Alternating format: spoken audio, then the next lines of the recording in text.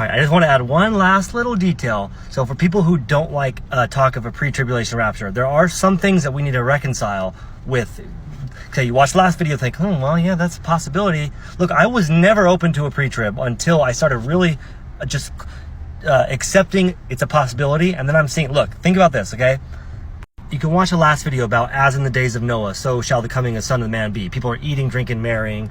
I'm like, well, how are they going to eat, drink, and marry if the tribulation's going on? How are they not going to know anything until the flood starts, the door shuts? You can watch the last video, but this is the important one.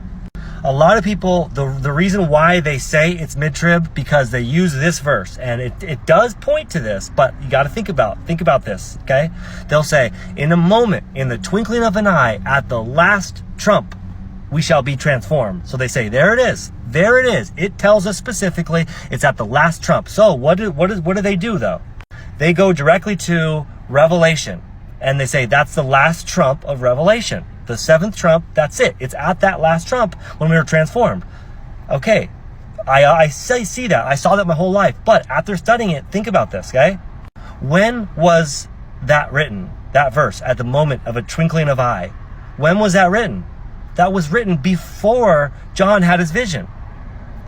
Before John had his vision about Revelation, they wrote that passage. You see what I'm saying? So how can someone prophesy of a future vision prophecy? I don't think it's happened in the Bible before. So what is the last trump though? What's the last trump? We found what it is, and this is not debatable. I'm not trying to debate, but I'm saying this is fact, okay? The Day of Atonement is known as the Great Trump, and Pentecost is known as the First Trump. Guess what the last trump is? The last trump is Feast of Trumpets, is known as the last trump. So many people say, okay, it's going to happen on Feast of Trumpets then. Well, it didn't happen this Feast of Trumpets. But there's that last trump is not only just a day, it's actually pointing to a specific ballad of trumpet blasts.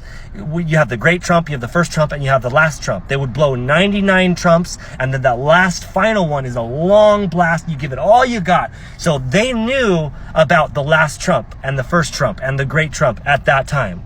At that time, they didn't know about the trumpets of Revelation. They didn't know about those. But what they did know was the way they would blast the shofars. There was a great trump, there was a last trump, and there was a first trump.